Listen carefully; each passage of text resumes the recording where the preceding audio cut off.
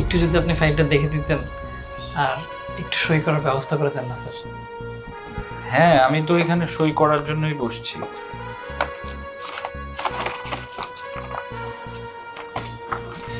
কি ব্যাপার, কই?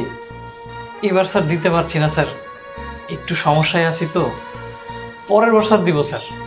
না না না, এইসব কথায় কাজ হবে না। আপনারে বললাম না যে এটা ছাড়া হবে না। জান আপনি, হবে না। স্যার এবার আমার কাছে ছিল না, আপনি এবার যদি আমাকে সইটা করে দিতেন আমি পরের বার আপনার ব্যাপারটা দেখতাম স্যার। আরে আপনারে বললাম তো, আপনি এখানে বসে বসে শুধু শুধু কথা বলতেছেন, অফিসের সময় নষ্ট করতেছেন। যান আপনি, যান।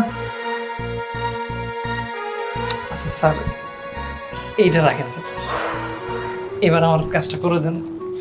আহা, এত তাড়াহুড়া করার কি আছে? দাঁড়ান না, গুইনা নেই, কমও তো থাকতে পারে।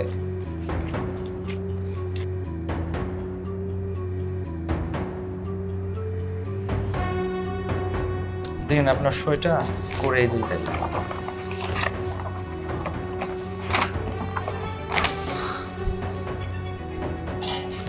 জি স্যার, ধন্যবাদ স্যার।